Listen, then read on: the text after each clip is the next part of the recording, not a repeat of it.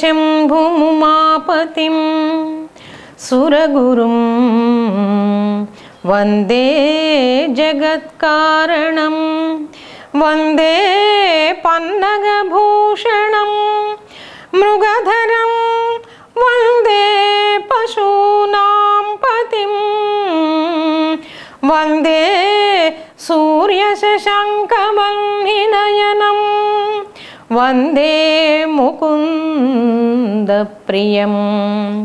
వందే భక్తజనాశ్రయం చ వరదం వందే శివం శంకరం వందే భక్తజనాశ్రయం చ వరదం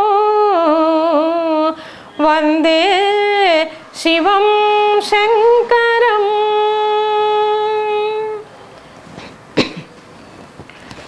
ఆధ్యాత్మిక జ్ఞాన పిపాసువులైన మెట్రో టీవీ ప్రేక్షకులకు స్వాగతం. ధుర్జటి మహాకవి రచించిన శ్రీకాళహస్తీశ్వర శతకంలో ఇంతవరకు ఆ మహాకవి పొందినటువంటి అనుభూతులు, భక్తి, జ్ఞాననిష్ట, వైరాగ్య పరాకాష్ఠ ఇంతవరకు మనం కొన్ని పద్యాల్లో చూసుకున్నాము. ఈరోజు మరొక పద్యాన్ని చూద్దాం.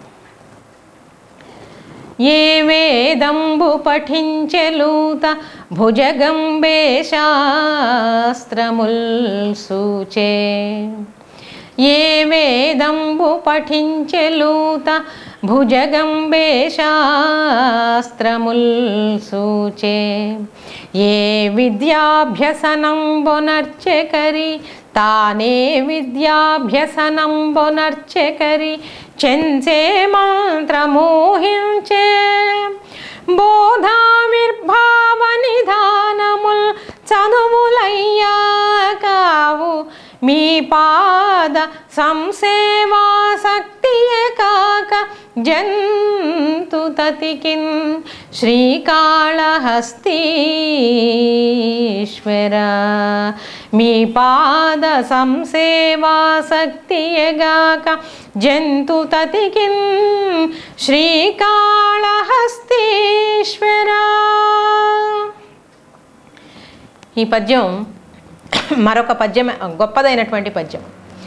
ఏ వేదంబు పఠించే లూత భుజగంబే శాస్త్రముల్ సూచే తానే విద్యాభ్యసనం బొనర్చెకరి చెంచే మంత్ర మోహించే బోధావిర్భావ నిధానముల్ చదువులయ్యా కావు నీ పాద సంసేవాసక్తియే కాక జంతు తతికిన్ శ్రీకాళహస్తీశ్వర. మొట్టమొదటి పద్యంలో శ్రీకాళహస్తీశ్వర అన్నటువంటి దానికి భావం చెప్పుకుంటూ, శ్రీ అంటే సాలీడు అని, కాళము అంటే సర్పము అని, హస్తి అంటే ఏనుగు అని, మూడు కాలాల్లో మూడు విధాలైనటువంటి ఒక క్రిమి, ఒక చిన్న కీటకము, ఒక సర్పము, నేల మీద పాకేటువంటి జంతువు, మరొకటి పెద్ద కొండలాంటి శరీరం కలిగినటువంటి హస్తి. ఈ మూడు కూడా భగవంతుడి మీద ప్రేమతో, భక్తితో, అత్యంత నిష్ఠాగరిష్టత్వంతో ఏ విధంగా తన ప్రాణాలను సహితం లెక్క చేయకుండా అవి వాటి ప్రాణార్పణని ఏ విధంగా చేసి భగవంతుడి అనుగ్రహాన్ని పొందినయో అదేవిధంగా ఇక్కడ మరొక భక్తుడి గాథని ఇక్కడ చెప్తూ ఉన్నాడు. సాధారణంగా లోకంలో పాండిత్యం కోసం తహతహలాడుతూ ఉంటారు ప్రజలంతా. ఎన్నో విద్యలు, ఎన్నో శాస్త్రాలు, ఎంతో శాస్త్ర సాంకేతిక పరిజ్ఞానం అంతా కావాలి అని చెప్పి తాపత్రయపడుతూ ఉంటారు.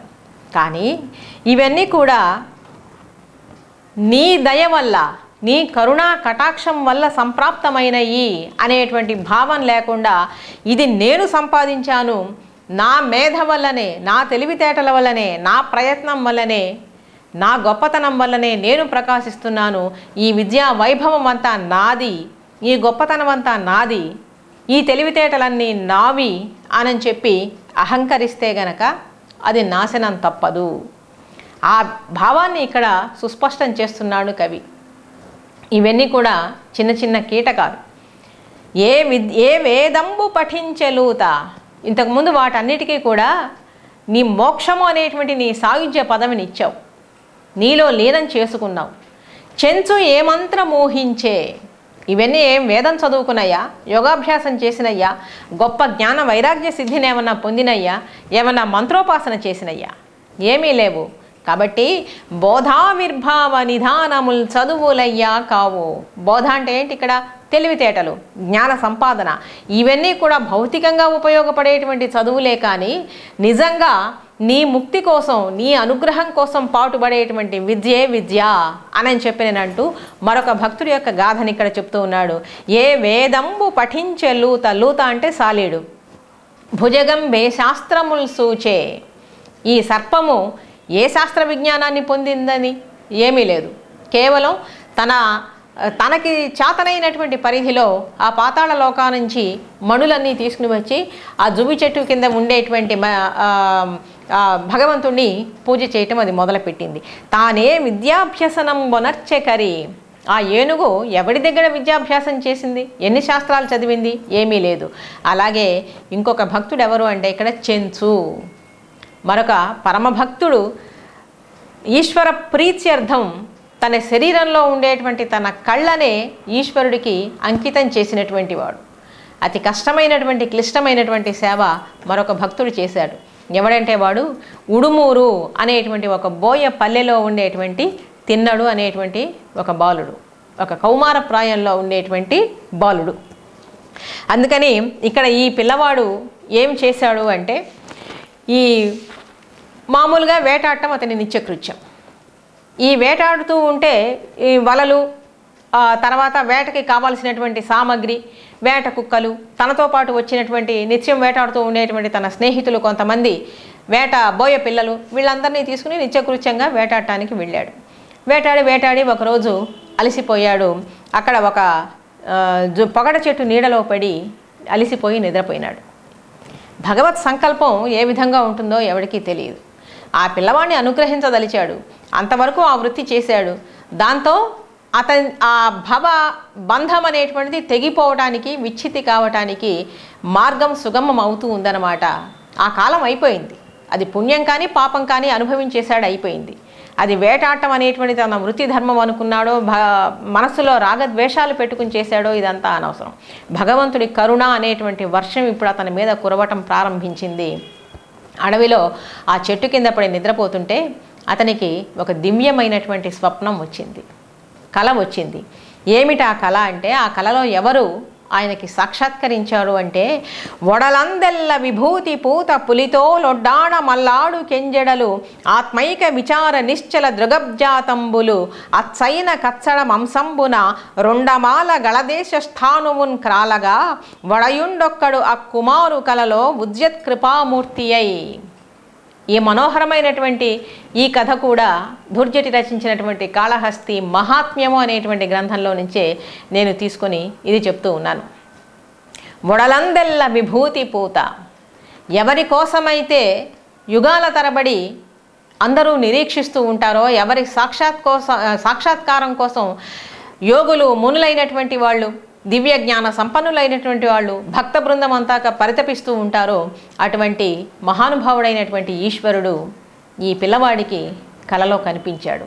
వడలందెల్ల విభూతి పూత పులితో లొడ్డాణము అల్లాడు కెంజడలు ఆత్మైక విచార నిశ్చల దృగబ్జాతంబు. సాక్షాత్కరించినటువంటి ఈశ్వరుడు యొక్క స్వరూపాన్ని ఇక్కడ దుర్జటి ఎంత చక్కగా వర్ణిస్తున్నాడో చూడండి. అంటే తన మానస వీధిలో ముందు దర్శించాడు ఆ ఈశ్వరుణ్ణి. ఆ మానస వీధిలో దర్శించినటువంటి మూర్తికి అక్షర రూపాన్ని ఆ భగవంతుడి యొక్క అనుగ్రహం వలనే ఇక్కడ కల్పిస్తూ ఉన్నాడు. విభూతి పూతతో పులితోలు వడ్డాణంగా ధరించి అపారమైనటువంటి జటాజూటం కలిగినటువంటి ఆ ఈశ్వరుడు అచ్చైన కచ్చడ మంసంబున రుండమాల గళదేశ స్థానువున్ కాలగా వడయుండొక్కడు ఆ కుమారు కలలో ఉద్యత్ కృపామూర్తి అయి.